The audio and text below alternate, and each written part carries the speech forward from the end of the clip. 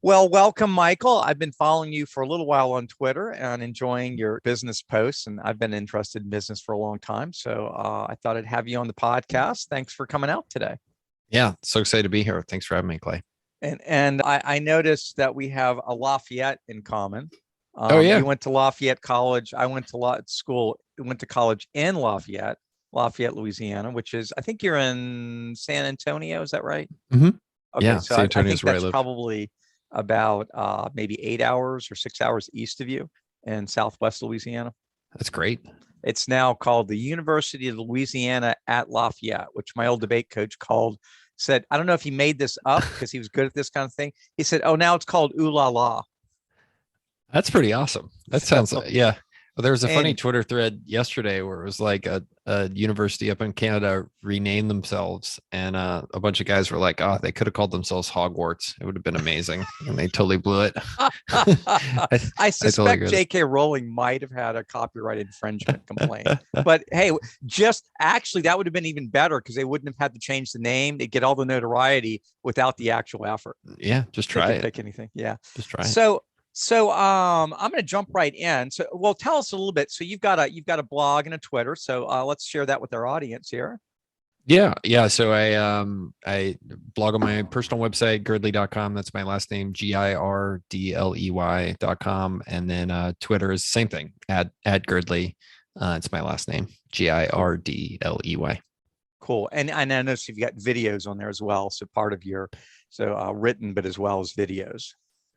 Yeah, really kind of for me, content creation does a couple things. One is it helps me think better, which I really appreciate. And two, it has the kind of byproduct of accelerating kind of all the stuff I do as a day job. So, doing a lot of Twitter, personal blogging, I think kind of YouTube is the next frontier for us. And then I have a couple podcasts also that I do, all kind of around similar topics of business and how to live a good life and stuff like that.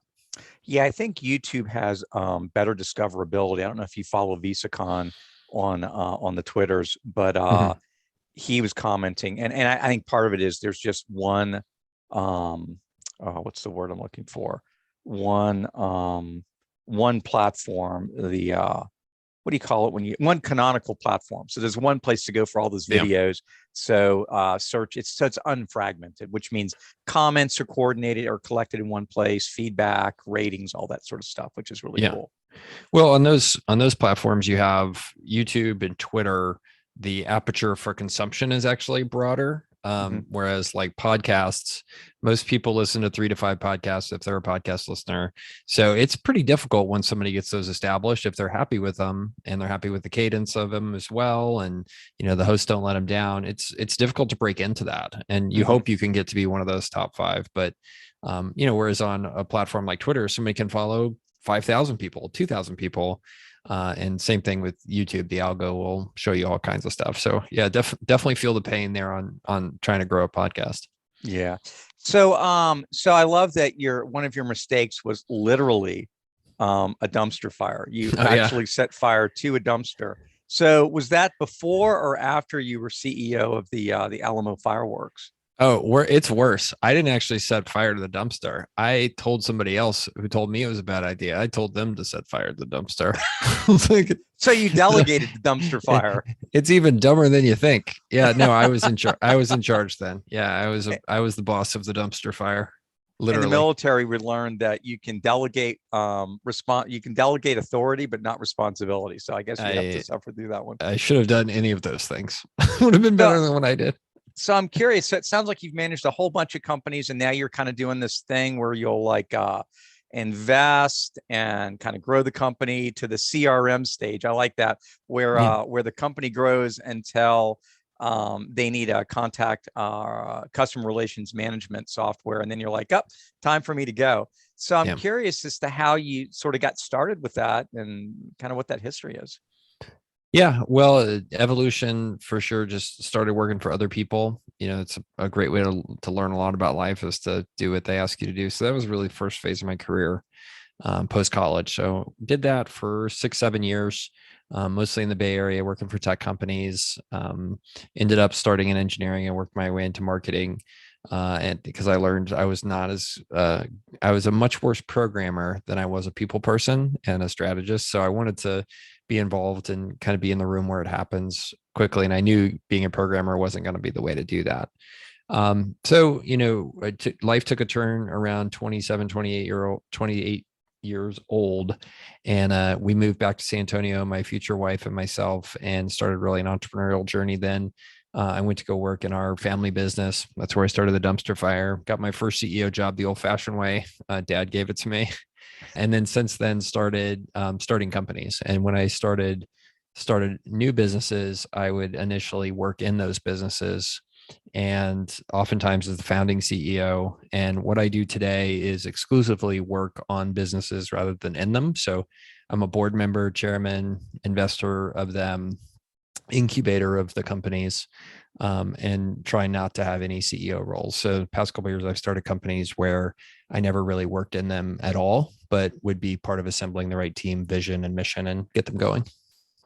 So what was the first business that you started yourself, and then I guess worked in that one?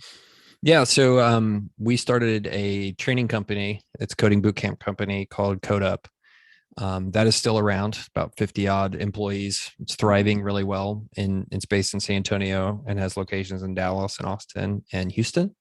And so that is a accelerated learning program that basically takes people from not that employable skills to having programming skills, and then gets them jobs. And we do that over about 4.5 months. And if they don't get a job after 4.5 months, or after searching after graduation, we give them back all their money. So Oh, it has cool. 100% tuition refund. So we experimented with a bunch of different stuff about how to actually align student interests with the school's interests. And the Mm-hmm. best way we could do it was to understand what matters is life change to people in an environment like that. And the best way to get them life change is to help them get a great job. And if we don't do those two things, we need to give them back their money. So we do give people back their money here and there if we're unable to help them kind of reach their goals. That's fantastic. Yeah. I don't know if you follow the Lambda School guy. I'm blanking on his name right now. I'm blanking on his name. Lambda School does the same thing. Now they do it all remote. Now is your code camp, is it all in person? Yeah, so we're in Okay. person. The other thing we do very differently is, a lot of these schools, and most of them have failed, or do the ISA model, the income share Mm-hmm. agreement model. Yep, that's what he Um, does. yeah, we hate that. Mm-hmm. So we can dig into that if you want to. But the problem with ISAs is at first they look like they really align the interest of the student Mm-hmm. with the school. But the problem is twofold. One is it's very high risk for the student because a school doing ISA is very motivated to only help very capable students. So Mm-hmm. they have huge dropout rates, whereas we'll Mm-hmm. have very high completion rates. So the second problem is it's increasingly difficult for the student because those ISA based programs have a habit of going out of business. Most of them Mm-hmm. that have adopted ISAs have gone out of business over the past 5 years, which Mm-hmm. sucks if you're a student and it's the middle of your kind of your program. So what we do is a bit different. We need to get your tuition ahead of time, so we can pay for great teachers, great placement, great all that stuff. We just give you back your money if we don't do our job, which we think is much more pure and also sustainable and lower risk for the students. Okay. So you're I was trying to wrap my head around. I see. So since you are equally interested in every student getting a job as opposed to how much money they're going to get, then the in fact you probably, so the idea would kind of get everybody up to the same level. And if you're looking at life change, if that's the vision, I can see where simply getting them a programming job, and from there, either if they are extraordinary, even if their first job is not a 150K job, their second job might be 150. Not that that's the only metric for success. Yeah, and I'm blanking on the guy's name, the guy from Lambda School. He's really interesting, but he had tweeted back a long time ago that it is really hard to, and they do a good job, but it is really hard to compete with in person.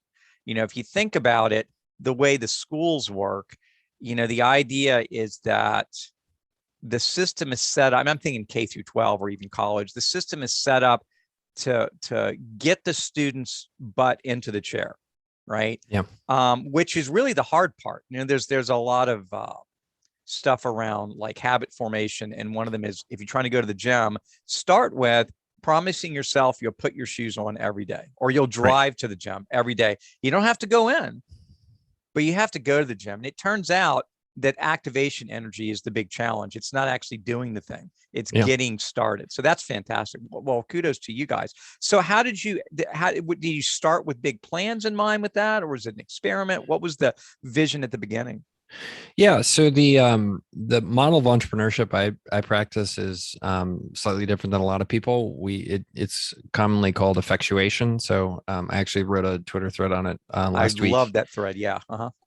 Which it's funny. A lot of the lean startup people are like, "You got lean all wrong." I was like, "I don't know, dude. I've read all your books. I know how they work." It's not lean. That's okay. And then there's the waterfall model. So we really built this business in that framework, right? I knew that myself, I have a background writing computer books. Like I have a penchant for marketing, and we had some capital to start the business with. And we had an environment in San Antonio where there were lots of employers wanting to hire programmers. And then we got inspired by seeing a competing boot camp, which was actually like the third or fourth one in the US, pop up in Seattle. They've gone out of business since then. We haven't, but they did. And I was like, man, we should totally do this. I remember sitting there reading it on the internet one night. I told my wife, I was like, hey, somebody should do this in San Antonio. What are you doing? You should do this. And she said, I'm not doing that. And I said, well, I'm going to do it. So I texted one of my co-founders who was one of the first instructors. And I said, hey, let's do this. And it was off to the races from there. So I can walk you through the rest of the story, but yeah, we brought that to life. That's very, very cool. Yeah. I loved your post on effectuation. Why don't you give us a quick rundown of effectuation is, or maybe how it differs from a pure MVP, minimal viable product approach. And spoiler alert, it turns out I did the same thing unintentionally when I founded my company, but I'll talk about that in a minute. So effectuation. Yeah, super cool. Well, so two big things about it. So tell you kind of the funny part about it, and then give you the lens of how to think about it. So effectuation is hilarious because it's like the worst marketed startup methodology. Like it's done by these professors out of UVA. Like it's got a stupid name to some extent. Like it's kind of funny. Whereas like lean startup, like everybody's heard of that because like the people behind it have been like really good promoters, right? And same with the classic kind of VC model. So, as I look at the business creation methodologies out there, I think there's three big ones, and they all kind of emanate from different places. So if you think about you're building a vision, a business, you have a vision, you have your resources, and you have what the customers want, right? Those are kind of the three different buckets that you think about, right? What you can build, where you want to end up, and what people might want to buy. So each of these startup methodologies, our business kind of creation methodologies, start with a different place of one of those three. So like classic VC model starts with a big vision. We're going to build the next Uber, right? That's your vision. And then you waterfall iterate to get there. That's the waterfall model. Then you have the second one, which does the opposite of that, which is lean startup. And lean startup says, let's start with developing what customers want and build to that kind of need based on what their pain is. Totally viable. Okay. There's problems with each of those approaches. Waterfall VC stuff. What's the problem with that? Well, it's kind of risky. If 1,000 people try to build the next Uber, odds are maybe one of you will build it. Like that's kind of risky. So if you don't want to live that life, you have a problem. Then you have the second challenge, which is the lean startup challenge, the lean startup kind of problem, which is the Henry Ford quote, right? If I really cared what customers thought, they would have told me they wanted faster buggies, right? And meanwhile, he wanted to build them cars. Yeah, faster horse. So that's the problem with lean. You end up with these kind of small ideas a lot of times. The lean startup people will tell you that's not true, but I've seen it over and over again. Like how many good lean startups have you seen take over the world? So maybe they're a little too incremental. Is that what you're saying? They're not aiming high enough. Okay. Yeah, you end up with this small ideas a long time. So there's a third approach which is you start to think about the world from the lens of what capabilities you have and what opportunities you kind of see right in front of you. And then you go and take those and then you start building as quickly as possible. And the idea being that You want to build stuff as quickly as possible and start to get it out there, because experiments like that are the fastest way for you to get feedback. So if you Yeah. build something and you try to sell it and somebody says, that's stupid, I don't want that, then you can ask them like, well, what matters here to you, which is Right. pretty powerful. So that is how effectuation works. Just the lens of where you start is, what do I have in front of me that I can do? What do I hypothesize people want? And how do I start running experiments to get something out there as quickly as possible in front of people? Well, and that's, I don't know if you know that, ironically, this is a Texas story, the story of Speak and Spell from Texas Instruments. Yeah. Because Texas Instruments' approach was, we don't really know. And this is an interesting problem with the lean startup, because I like the lean startup approach. I think you can maybe build something more world changing. And I think that when they say a faster horse, you say, okay, great. The point there is, you want to get from A to B. What's the outcome behind the feature? Sure. But what is missing is that sometimes they don't know they want it, or they don't know they don't know how much they want it until they use it. And so Right. TI had these grants back in the 80s, and they would give them, I think it was like 50 grand. It was really small, and it was enough to build a prototype. So some engineer said, hey, I got this idea, Speak and Spell, you guys can look it up. It was basically this really old technology in like the 80s, where I think you could like type in a word and it would speak it. So yeah, I had one. Yeah. And everybody thought it was a horrible idea. They were like, this will never work. They said, this guy got one of the grants, 50 grand, Yeah. and he built it. And it became this huge hit. I don't know how many millions of dollars. I'm sure they got a good ROI on that. And my company started like that. It was, and that's why I was curious as to how your company started, because I was just improving my programming skills. I didn't go to a coding boot camp. Maybe it was a good thing in this case. And I thought, well, I might as well write a useful program, right? And so I wrote a program, and I found a real world problem. And it is our least successful program, but we still sell an element of that program 25 years later. That's great. And I just looked at, okay, what's a field that I know something about? Speech pathology. My wife then was a speech pathologist. And it's kind of education oriented, and I enjoy that. And it's software, so we'll go ahead and do that. And so, yeah, I think the missing ingredient, it's kind of like, I guess I would give a food analogy. It's like, if you're trying to make a new dish to serve, right? You can easily say, wow, we're going to set up for mass production so that we can make it really inexpensively. That's kind of the VC approach, right? Yeah, the waterfall model. And the waterfall model for sure. And then the lean, which is the, Joel Spolsky called it, what did he call it? Like the Naked Chef versus McDonald's or something like that. Sure. Was how he explained it. Yeah. And so that's one way to go about it. And then the lean startup would say, well, just make the simplest recipe that people are telling you they might be interested in. Your approach or the effectuation is like, well, what do you have in your kitchen? Yeah. Right. Let's start with there, because that's our zero cost. It's also the thing we probably know the best. There was a great show on PBS years ago called it was like some kind of cooking show, but there was a segment in it called Stump the Chef. Yeah. And I don't know if you remember that. And somebody would call in. They'd have these guest chefs, and somebody would call in, and they'd say, all right, tell me what's in your fridge. And they tell them what's in their fridge, and the chef would have to pick, work with those ingredients, and he could have, I think, 3 magical ingredients, and it was always salt. I mean, 2, salt and butter were always what the guy picked. And like somebody called in, and they're like, I have peaches, chicken breasts, and marshmallows. And the guy's like, okay, so here's what we're gonna do. We're gonna poach the peaches and the butter, and then we're gonna what was it? Chicken. Yeah, we're gonna poach the chicken, poach the peach, put it on the chicken. Okay, not too bad so far. And then we're gonna roast the marshmallow and put it on top. And they were like, okay, you had us until you got to the marshmallow. But anyway, the idea though is look at what resources you have currently. Now, the lean startup is probably really popular with younger people who maybe have no resources yet. They're like fresh out of college. That's Totally. why all the young kids are making social media apps, because it's what they know. But there can only be so many of this. So that was really, really interesting. So that's still a going concern, right? Yeah, it's going great. There's a professional CEO team, 50 people. I don't even know how many students we have in parallel right now. There's about 10 classrooms of folks doing life-changing and just went all back in person right about now. I think by the time this episode comes out, everybody should be back in person, which is super powerful. We went online during the pandemic, and that was just online stuff just doesn't work. I mean, it's just real. It can work, but it's temporary. It's just the motivation is much lower if you can get somebody in a room physically. I don't think even the teacher has to be local, but I think all the students, if you kind of, I used to work in EdNets back when I was consulting for phone companies, and I had drawn this graph of effectiveness versus interactivity, and there's an inflection point when I guess the inflection point is down, and it's when the students aren't, in my opinion, when the students aren't in the room.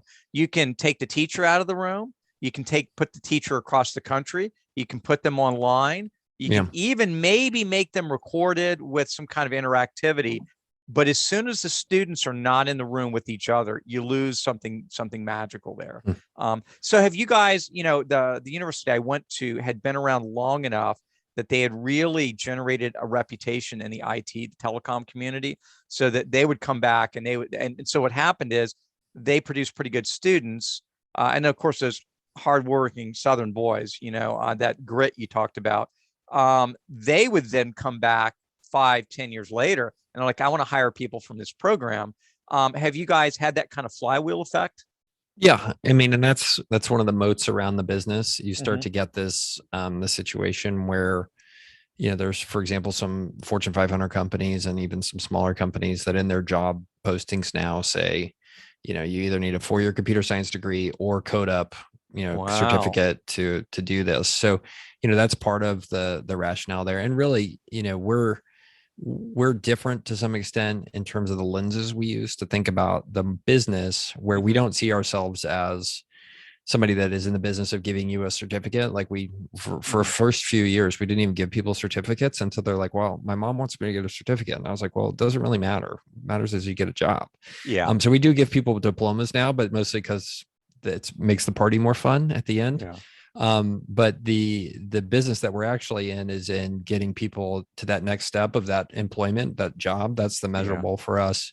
Whereas like a conventional education place sees themselves in the job of giving you a certificate that you can carry around for the rest of your life. It's what's legible.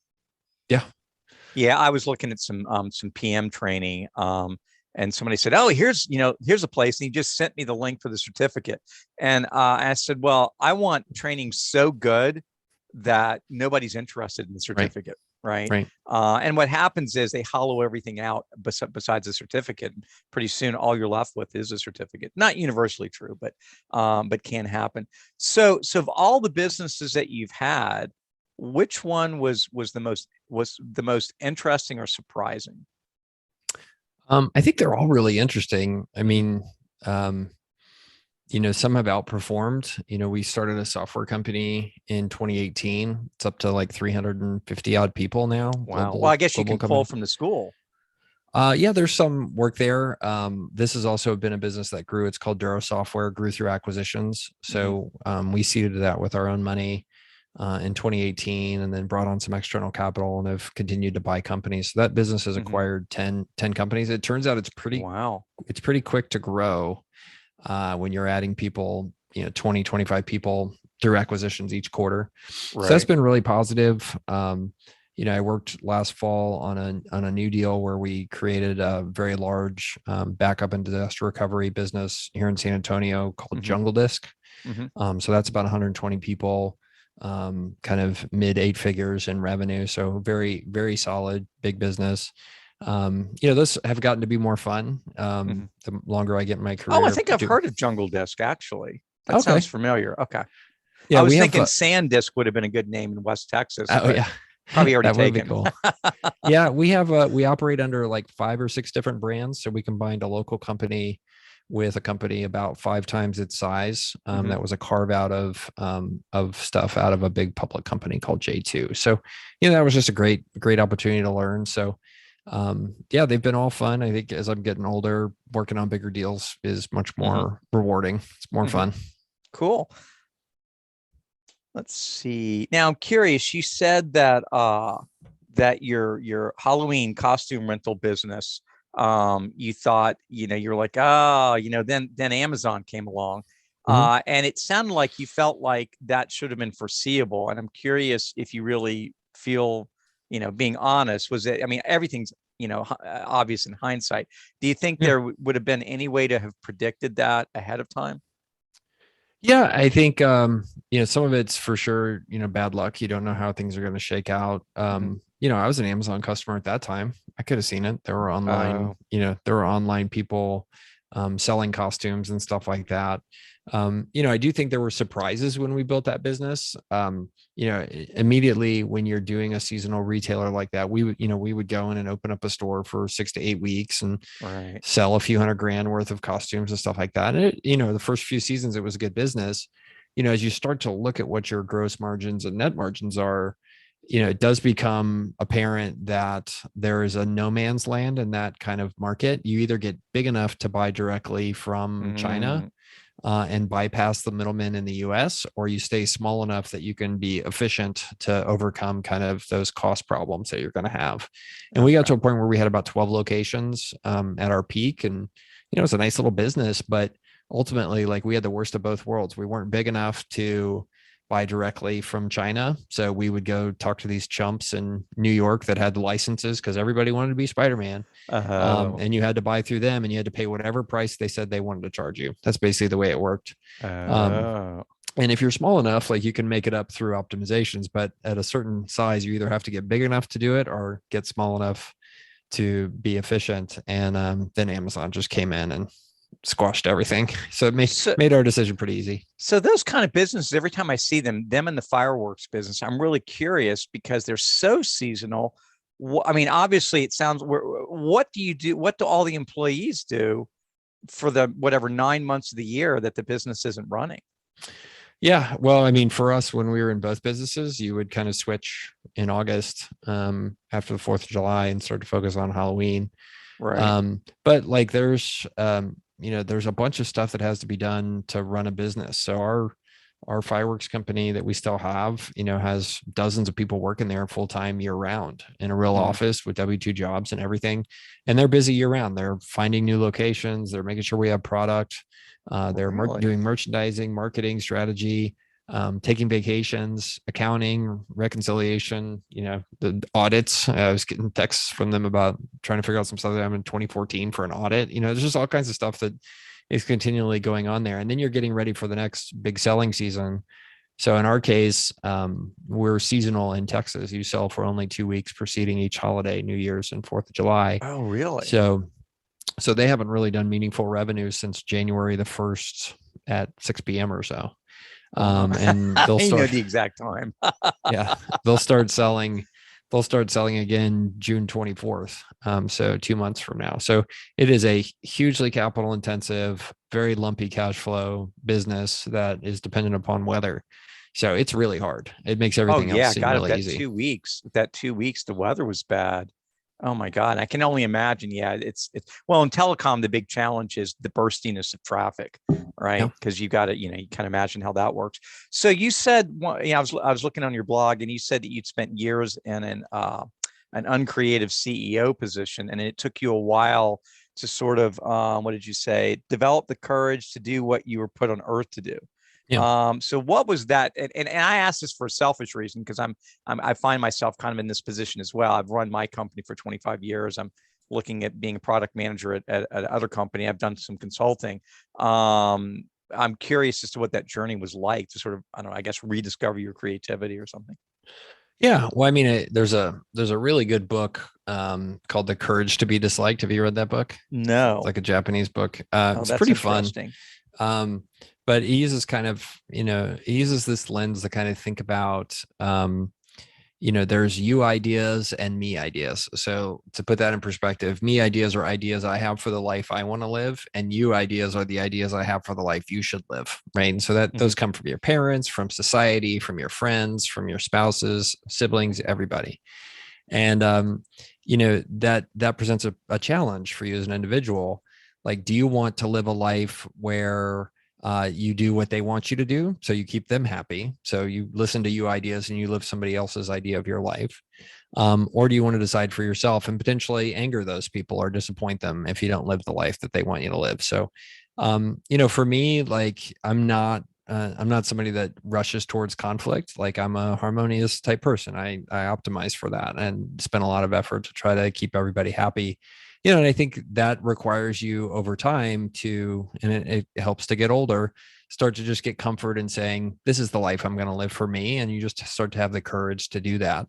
I think there's pluses and minuses to living a life that way for me, like that it's slow for me to kind of have that courage, but, it just took a while for me to really think deeply about who I was and then just have the courage to go pursue what I knew in my heart was the right thing for me. Mm-hmm. So how would you describe, what that thing was for you? In Or if terms you of can, yeah, if you had to describe it, like what I do today, or yeah, or what, I guess if you were telling yourself back then, hey, this is what you were meant to do, sort of big picture, 10,000 foot, what is that?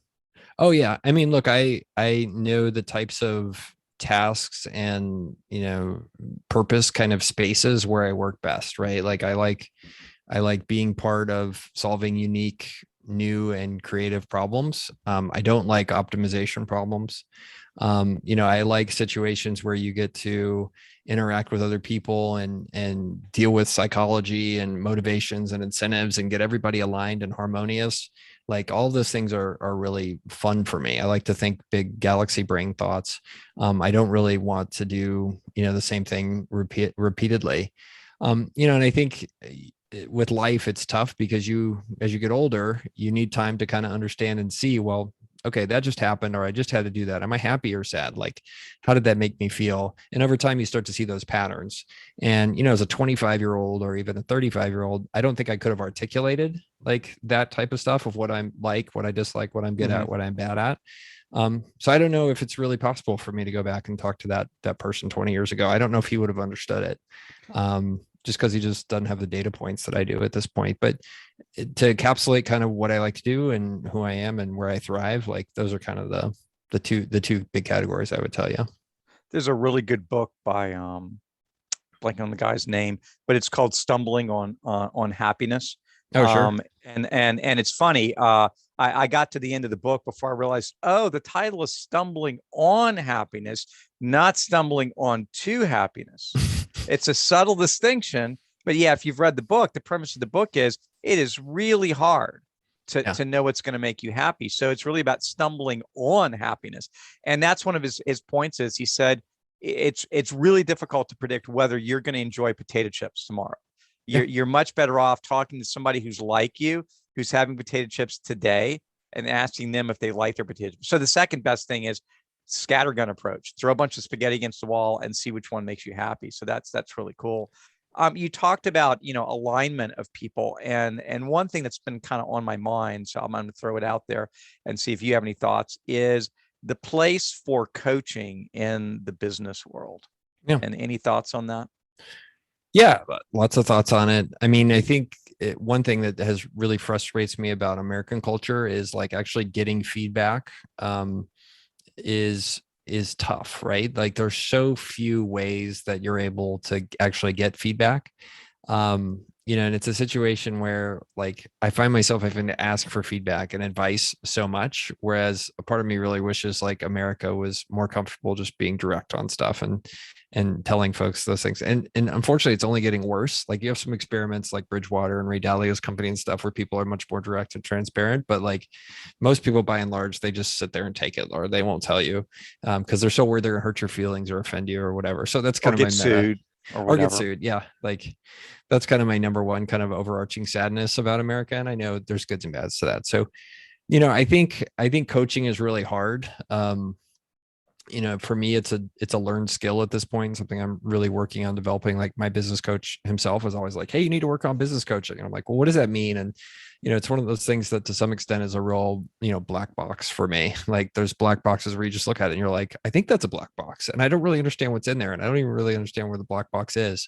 Mm-hmm. So it's one of those things where I kind of see coaching that way, but I think I'm getting better at it just through practice and work on the whole thing. And so, I think you as a boss, it actually ends up being a very big retention tool to keep people around. If you're comfortable first building that shared trust that coaching requires and spending the time to really see your people and your teammates as humans.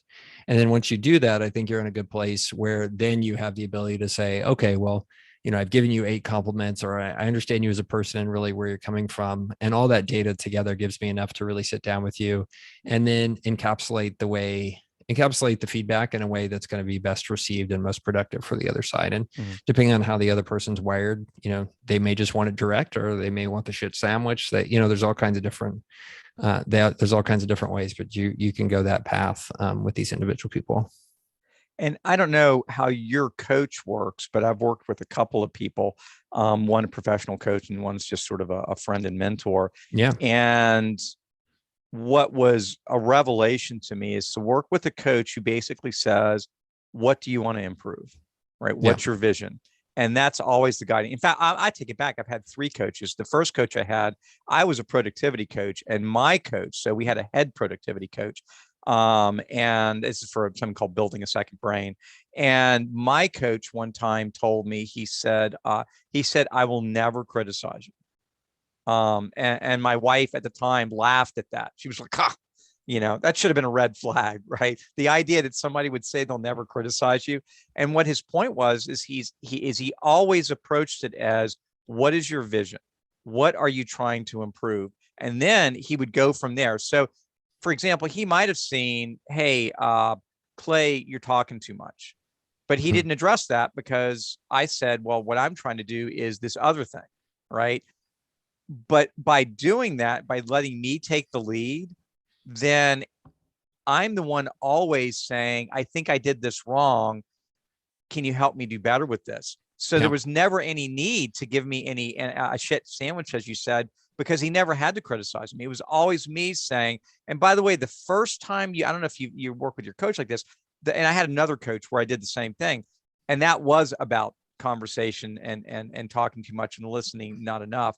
And when I would bring him a thing like, well, I had this conversation and I did this wrong, and he would just listen, right? Because once you bring a couple of problems to a coach and you realize they're not going to say, gotcha, you did it wrong. They're going to say, oh, okay, well, what do you think you should do? And they're very much, my analogy for this is plate spinning, right?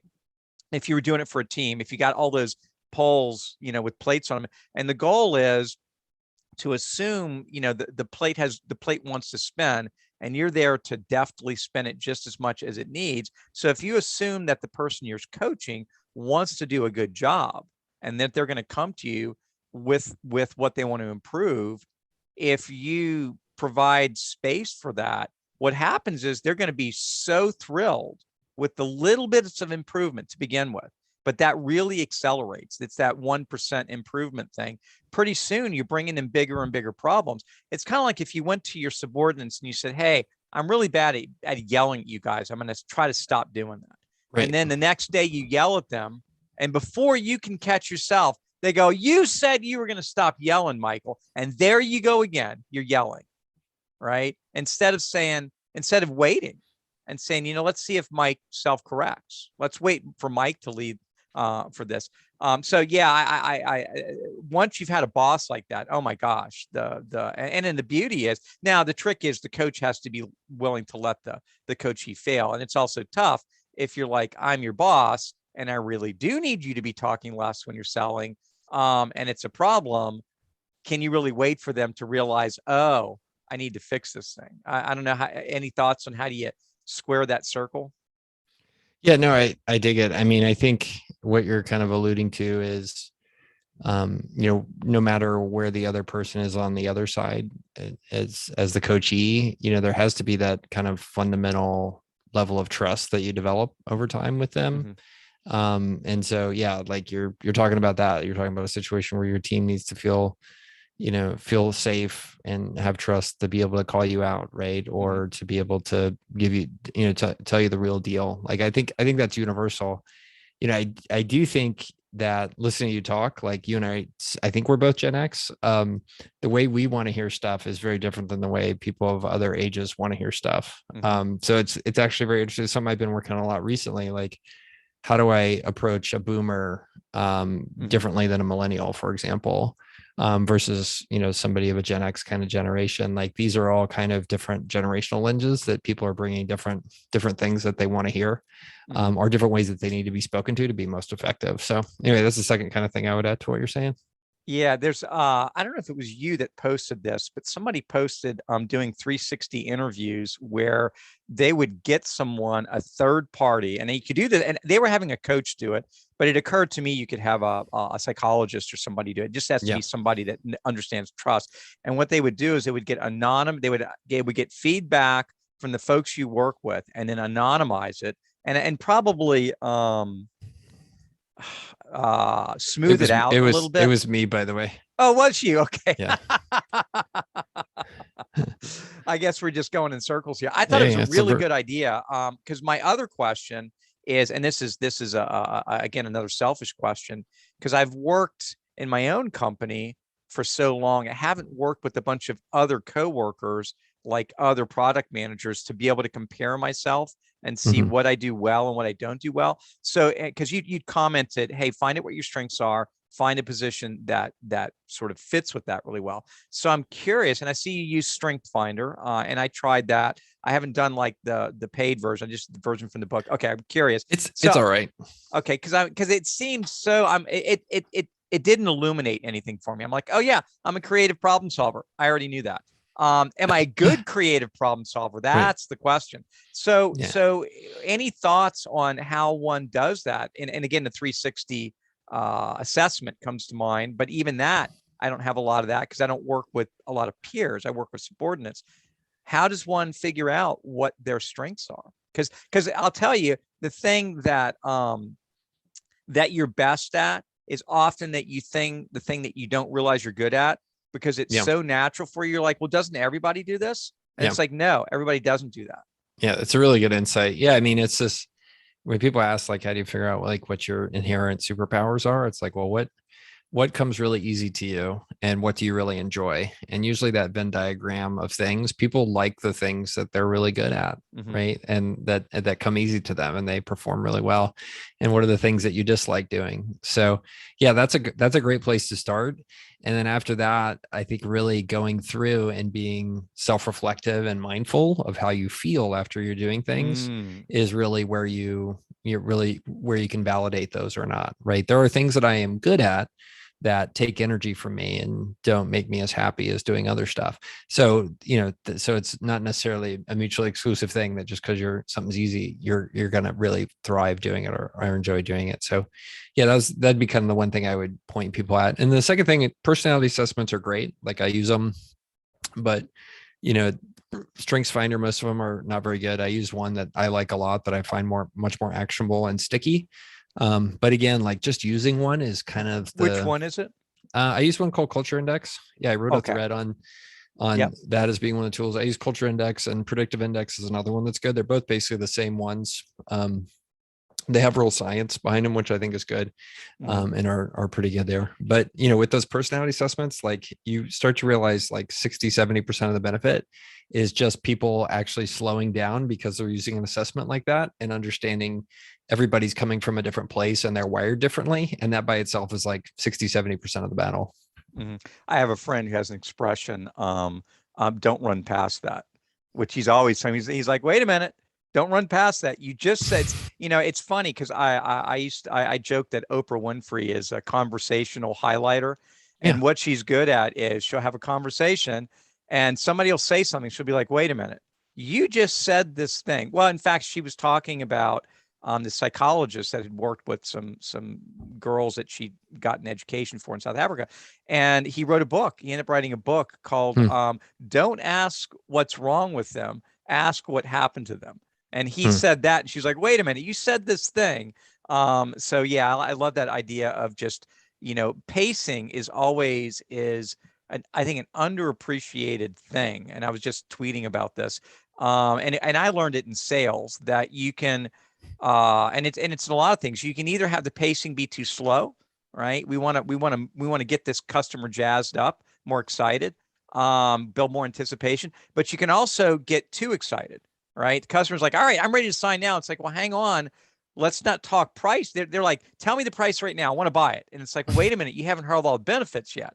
Or the salesman, and this used to happen to me all the time, gets too excited. We start making mistakes. Oh, My yeah. boss used to call it being on the ether, which ironically would put you to sleep, but but I still get his point. And it would happen to me. I'd just get all jazzed up and I just start making mistakes because you start rushing. Mm, You're like, and the thing mhm. is, ironically, it's probably because you're going to get the sale, but Yeah. you need to slow down. Otherwise, the sales team's going to be very irritated with you when the paperwork isn't all done the next day and the customer has driven off in the car. This was selling cars a while Oh, yeah. back. So yeah, that was an interesting experience.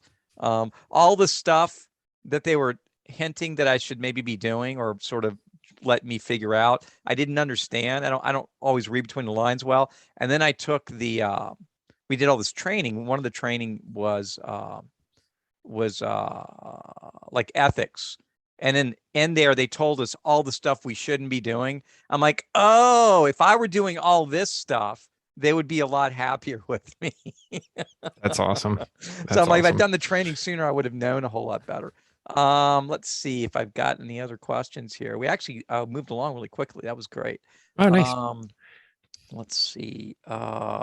So one other thought, one other thing that you commented on is that intelligence, you said, isn't fungible. In other words, isn't transferable necessarily from one thing to another, but also one of the things that's an indicator of job success or job performance is general mental ability. So I'm curious about sort of, is there an aspect of intelligence that is relatively universal and applicable and useful across lots of jobs? Yeah, no, I mean, I think that, if you define kind of there's the spectrum of pure knowledge worker, right? The Peter Drucker thing all the way down to manual labor.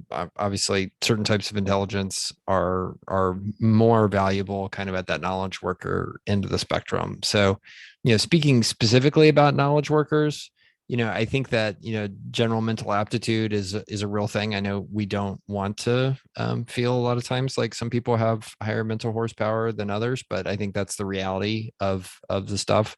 And then that mental horsepower translates also, and comes through a lens of how people are wired, right? And how they're able to take that mental horsepower and deploy it into things. And then that combines with grit, and you kind of get this Mhm. three circle thing about what can work and what can't for people. So, some of those are transferable, and some of those are not. But by and large, I think that your intelligence will translate across different things, but your geniuses may not, right? So if you're very good at having a strong memory, for example, which I don't, Mhm. and a memory for details, that's not going to translate well. That's going to help you be a success in accounting or programming versus Mhm. kind of maybe in another role where the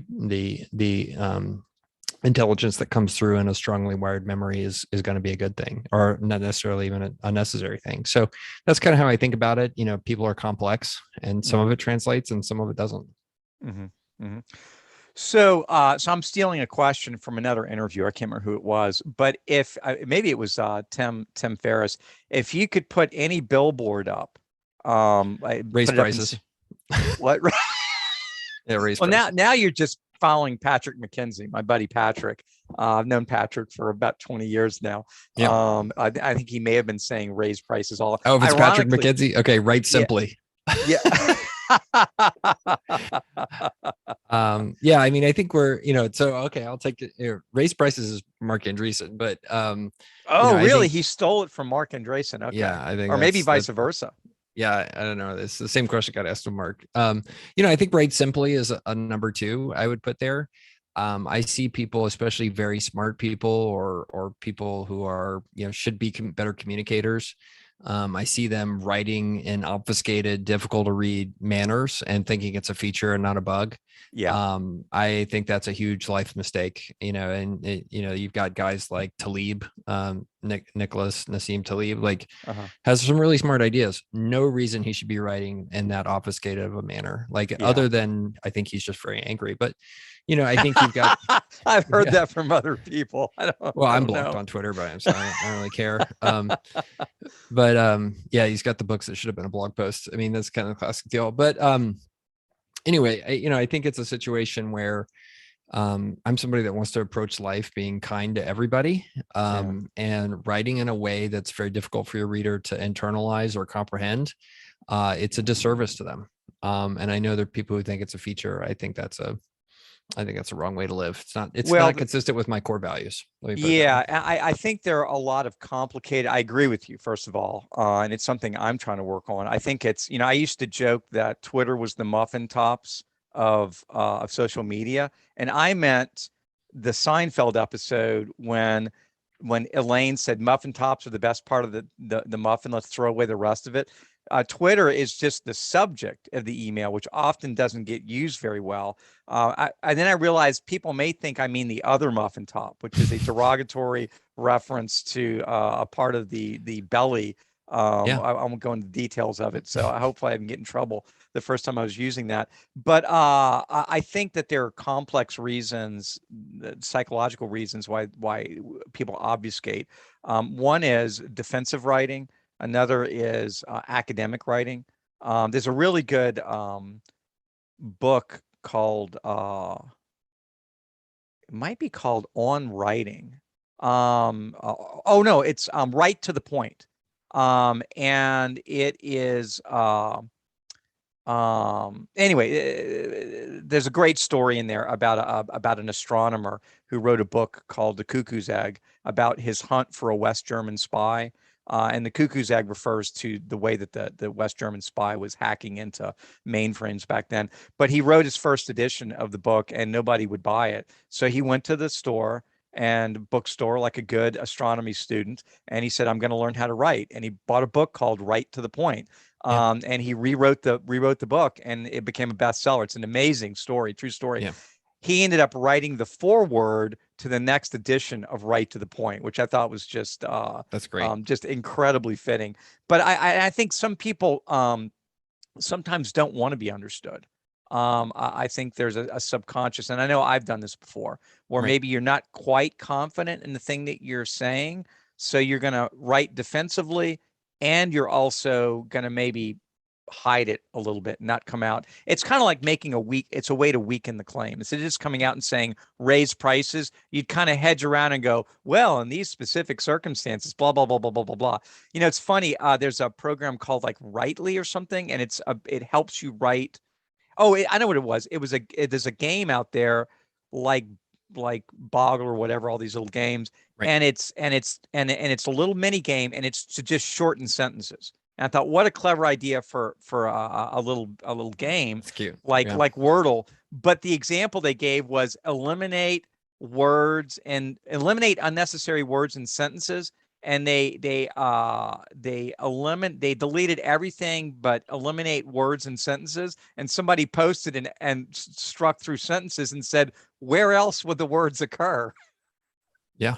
So even their Yeah. I dig example it. was too long. So your bump. So your billboard would be raise prices or Yeah. I'll take write raise more prices simply. number one. Write simply would be number two. If I can't have Okay. raise prices, I'll take it. If you want to write in a complex, obfuscated manner that makes your academic writing my problem, that's fine. Just raise your prices along the way. We'll be in good shape.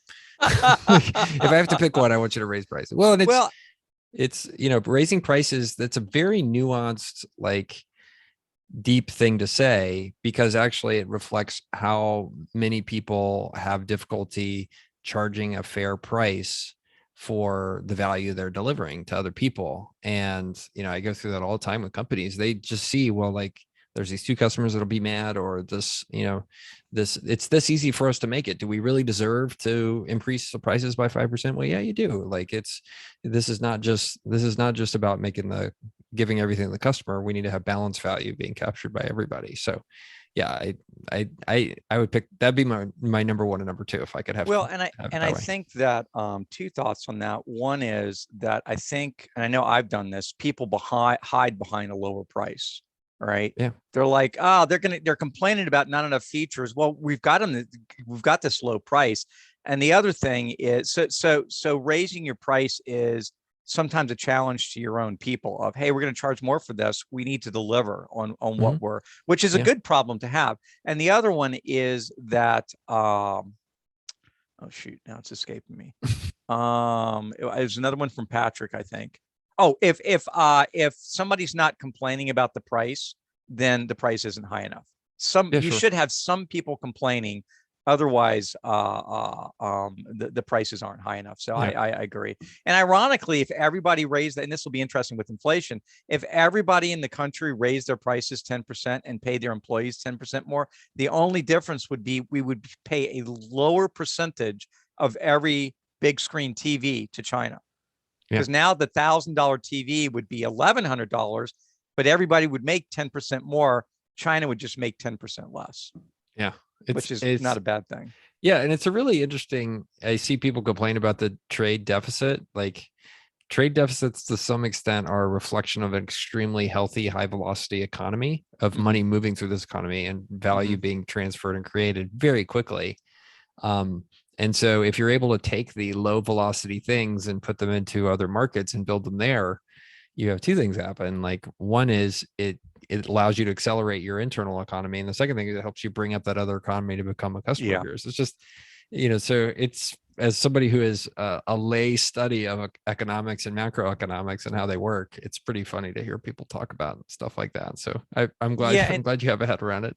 Yeah, my only concern with outsourcing of stuff overseas is, or the only concern I can see is, if you create a situation where their workers are treated much more poorly than your workers are, because then now maybe their workers are now being treated better than they were before, but let's pretend for a moment that they're still being treated poorly. And what's happened is somebody said, well, they're willing to take more advantage of their workers, right? They don't have environmental protections or what. I'm not saying this happens, but I'm saying where it does, now you've created a situation where you are arbitraging health, right? If I'm using that word right, where you're basically setting yourself up to say, well, now to compete in the future, we're going to have to lower our workers' standard of health to be able to compete with them, unless we plan on never bringing that back. Now, if you can outsource something there, and their workers are not treated as well as your workers, but their workers are treated better than they were the day before, and you don't ever plan on bringing that back on shore, then maybe it's not a bad, it's not a bad trade-off. And what I hear is when stuff comes back on shore to the US, what happens is it gets roboticized. So we take it back, but now we're fully automating it. So like we send call center jobs to India, and they come back as AI enhanced, or web based instead of phone based. So I don't know. I've never met a rich macroeconomist, so I'm a little dubious about whether there's predictive power in macroeconomics. Not to knock the economists, but maybe there's a better way to measure. I can't think of a better way to measure the value of an economist than whether they make money. Seems Soros reasonable. did pretty good. But because of his, that's a fair point. Well, anything else you'd like to add to this, Mike? No, this is great. Thanks for chatting with me.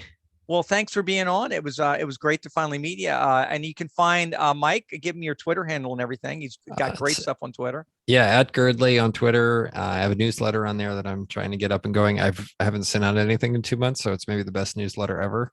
And then so check out those two things. And happy to connect with folks on the social media.